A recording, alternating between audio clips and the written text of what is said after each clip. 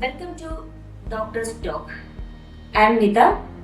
Covid എന്ന മഹാമാരി നമ്മുടെയൊക്കെയും ദൈനംദിന ജീവിതത്തിൽ സാരമായി ബാധിച്ച് ഒഴിഞ്ഞു മാറി എന്ന് കരുതിയ ഈ സാഹചര്യത്തിൽ അനേക കേസുകളാണ് റിപ്പോർട്ട് ചെയ്യുന്നത്.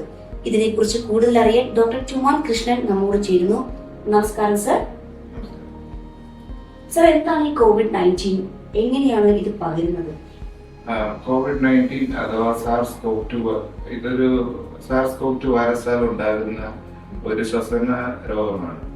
ഇത് ആദ്യമായിട്ട് ഐഡന്റിഫൈ ചെയ്യുന്നത് ഡിസംബർ 2019 വുഹാൻ എന്ന് പറഞ്ഞ ചൈനയിലെ ഒരു പ്രവിശ്യയിലായിരുന്നു. അത് അവിടെ നിന്ന് സ്റ്റാർട്ട് ചെയ്യും, പിന്നെ അത് ഒരു പാൻഡമിക് ആവുകയാണ് ചെയ്തത്. ഗ്ലോബലി എല്ലായിടത്തും സ്പ്രെഡ് ചെയ്യുകയാണ് ഉണ്ടായത്. ഈ കോവിഡ് വൈറസ് പ്രധാനമായി പകരുന്നത് രണ്ട് തരത്തിലാണ്. ഒന്ന്, നമ്മൾ ശ്വസിക്കുമ്പോഴും ചുമയ്ക്കുമ്പോഴും സംസാരിക്കുമ്പോഴും ഒക്കെ ഈ ശ്വസന ദ്രവങ്ങളിൽ എയറിൽ സ്പ്രെഡ് ചെയ്യും. അത് ശ്വസിക്കുന്ന വഴിയും മറ്റു രീതി എന്ന് പറഞ്ഞു കഴിഞ്ഞാൽ കോണ്ടാക്ട് വഴിയും ആണ് ഈ വൈറസ് നമ്മുടെ ഉള്ളിൽ ചെല്ലുന്നത്, നമ്മൾ ഇൻഫെക്റ്റഡ് ആകുന്നത്. എന്താണ് സർ COVID-19 ലക്ഷണങ്ങൾ? സാധാരണയായി കണ്ടുവരുന്ന ലക്ഷണങ്ങൾ എന്ന് പറഞ്ഞത് കടുത്ത പനി, ശരീരം നമ്പലം, തൊണ്ടവേദന, ചുമ, പിന്നെ ക്ഷീണം മറ്റുള്ളവയാണ്. പിന്നെ കുറച്ചുകൂടെ സീരിയസ് സിംറ്റംസുകൾ എന്താന്ന് വെച്ചാൽ ശ്വാസം മുട്ടല്, കടുത്ത നെഞ്ചുവേദന, മുഖവും ലിപ്സും ചുണ്ടുകളൊക്കെ നീല നിറത്തിലാകുക, അല്ലെങ്കിൽ കൺഫ്യൂഷൻസ്, ഇതൊക്കെയാണ് മറ്റേ ഗുരുതരമായ രോഗലക്ഷണം.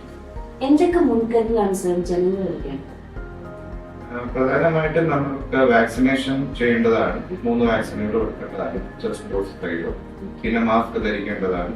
പിന്നെ സോഷ്യൽ ഡിസ്റ്റൻസിങ് മിനിമം ഒരു 6 ഫീറ്റ് എങ്കിലും നമ്മൾ ഡിസ്റ്റൻസ് പാലിക്കേണ്ടതാണ്. പിന്നെ ഒരു ഹൈജീൻ, അതായത് കൈകൾ എല്ലാം വൃത്തിയായിട്ട് കഴുകുകയും ചുമയ്ക്കുമ്പോഴും സംസാരിക്കുമ്പോഴൊക്കെ മൂക്ക് പൊത്തുകയും ഒക്കെ ചെയ്യുന്നതാണ്. കോവിഡ് എങ്ങനെയാണ് സർ ചികിത്സിക്കുന്നത്?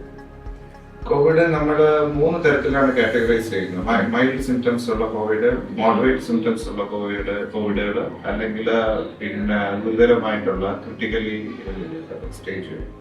മൈൽഡ് സിംറ്റംസ് ഞാൻ നേരത്തെ സൂചിപ്പിച്ച മാതിരി ചുമ, പനി, ക്ഷീണം, മറ്റുള്ള സിംറ്റംസ് ഒക്കെ ഉള്ള രോഗികൾക്ക് വീട്ടിൽ തന്നെ തുടരാം. ക്രിമിനൽ ടെസ്റ്റുകൾ ചെയ്ത് കോവിഡ് എന്ന് ഉറപ്പിച്ചിട്ട് ഐസൊലേഷൻ അത് മസ്റ്റാണ്. ഇതാണ് ചെയ്യേണ്ടത്. പിന്നെ മോഡറേറ്റ് സിംറ്റംസ്, അതായത് ഓക്സിജൻ അളവ് കുറയുകയാണ്, SpO2 എന്ന് പറയുന്നത്. ഓക്സിജൻ അളവ് കുറയുക, കടുത്ത ശ്വാസം മുട്ടല്, അതൊക്കെ നേരിടുന്ന രോഗികൾക്ക് ഹോസ്പിറ്റലൈസ് ചെയ്ത് ട്രീറ്റ്മെന്റ് ചെയ്യേണ്ടതാണ്. ഓക്സിജൻ കൊടുക്കേണ്ടി വരും, മറ്റുള്ള ആന്റിവൈറലുകൾ എടുക്കേണ്ടി വരും. ബാക്ടീരിയൽ ഇൻഫെക്ഷൻ വല്ലതും ഉണ്ടെങ്കിൽ അത് ട്രീറ്റ് ചെയ്യേണ്ടി വരും. സ്റ്റീറോയിഡ് ഇഞ്ചക്ഷനുകൾ എടുക്കേണ്ടി വരും, ഡെക്സാമെഥസോൺ പോലുള്ളതാണ്. അതുപോലെ തന്നെ പിന്നെ നമ്മൾ ഇനി അങ്ങോട്ട് വരുന്നതെന്ന് പറഞ്ഞാൽ ഗുരുതരമായിട്ടുള്ള കോവിഡ്, അല്ലെങ്കിൽ ക്രിട്ടിക്കലി ഇൽ പേഷ്യൻസ്, അതായത് ഈ പറഞ്ഞ കൺഫ്യൂസ്ഡ് സ്റ്റേജിൽ പേഷ്യന്റ് വരിക, നീല നിറത്തിലാകുക, ഫേസും ലിപ്സും, ഓക്സിജൻ സാച്ചുറേഷൻ ഭയങ്കരമായിട്ട് കുറയുക, അങ്ങനെയൊക്കെയുള്ള സാഹചര്യങ്ങളിൽ നമുക്ക് പേഷ്യന്റ് ഹൈ ഫ്ലോ ഓക്സിജൻ അല്ലെങ്കിൽ വെന്റിലേറ്ററിന്റെ സഹായം തേടേണ്ടതായി വരാറുണ്ട്. പിന്നെ നേരത്തെ പറഞ്ഞ മാതിരി ആന്റിവൈറൽ ഡ്രഗുകൾ, പിന്നെ ബ്ലഡ് തിന്നറുകൾ, അതായത് രക്തക്കെട്ടുകൾ ഉണ്ടാതിരിക്കാൻ വേണ്ടി ബ്ലഡിനെ നേർമപ്പെടുത്തുന്ന ബ്ലഡ് തിന്നേഴ്സ് ഉണ്ട്. ഹെപ്പാരിൻ, ലോ മോളിക്കുലർ ഹെപ്പാരിൻ എന്നൊക്കെ പറഞ്ഞു. ആ മരുന്നുകളൊക്കെ കൊടുക്കേണ്ടി വരാറുണ്ട്. പിന്നെ ഇമ്മ്യൂണോ മോഡുലേറ്റേഴ്സ് കൊടുക്കാറുണ്ട്. ഉദാഹരണത്തിന് ടോസിലിസിമാബ് അതുപോലെ ഇമ്മ്യൂണോ മോഡുലേറ്റർ കൊടുക്കാറുണ്ട്.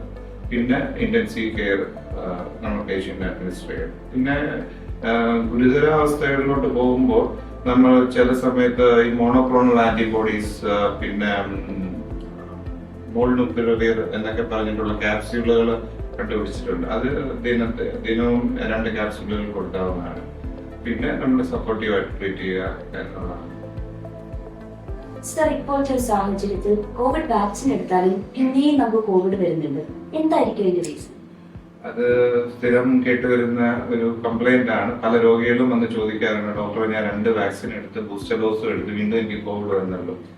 അത് 2 കാര്യങ്ങളാണ്. ഒന്ന്, ബ്രേക്ക് ത്രൂ കേസുകൾ എന്ന് പറയും. അതായത് നമ്മൾ റെക്കമെൻഡഡ് 3 ഡോസുകൾ കോവിഡിന്റെ എടുത്തിട്ടും 14 ദിവസം കഴിഞ്ഞ് നമ്മൾ ഈ പേഷ്യന്റുകളുടെ സ്രവം പരിശോധിക്കുമ്പോൾ ആന്റിജൻ അതിൽ കാണപ്പെടാറുണ്ട്. സോ അതാണ് ബ്രേക്ക് ത്രൂ കേസസ്. പിന്നെ നമ്മൾ മറ്റൊരു കാര്യം അറിയേണ്ടതെന്ന് പറഞ്ഞു കഴിഞ്ഞാൽ എല്ലാ വാക്സിനുകളും 100% പെർഫെക്റ്റ് ഒന്നുമല്ല. 100% പ്രൊട്ടക്ഷൻ ഒന്നും എല്ലാ വാക്സിനും തരുന്നില്ല. അതൊന്ന്. രണ്ടാമത്തെ കാര്യം, കോവിഡ് പല വേരിയന്റുകളും പല സ്ട്രെയിനുകളും ആൽഫ, ഡെൽറ്റ വേരിയന്റുകൾക്ക് വേണ്ടിയിട്ടാണ് നമ്മൾ ഇനിഷ്യലി ഈ വാക്സിനുകൾ ഡിസൈൻ ചെയ്തത്. പക്ഷേ അതിനായിരുന്നു ഡെത്ത് റേറ്റും ഒക്കെ കൂടിയിരുന്നു. സോ നമ്മൾ അതിനുള്ള വാക്സിനുകളാണ് ഡിസൈൻ ചെയ്തത്. പിന്നെ ഉള്ള ഒമിക്രോൺ എന്ന് പറഞ്ഞിട്ടുള്ള വേരിയന്റുകൾ അതിന് ഇൻഫെക്ടിവിറ്റി കൂടുതലാണ്. സോ ഈ ആൽഫ ഡെൽറ്റ സ്ട്രെയിനിനെ പോലെ അല്ല ഒമിക്രോൺ സ്ട്രെയിൻ. സോ അതിനുവേണ്ടി ഡിസൈൻ ചെയ്തിട്ടുള്ള വാക്സിൻ പലപ്പോഴും ഒമിക്രോണിനെ ഫലപ്രദമായിട്ട് പ്രതിരോധിക്കാറുണ്ട്. Thank you so much sir. ഇത്രയും സമയം കോവിഡിന് വേണ്ടി പറഞ്ഞതിനും ആളുകൾക്ക് ആ ഒരു ബോധവൽക്കരണം നടത്തിയതിനും ഒരുപാട് നന്ദി. Thank you so much.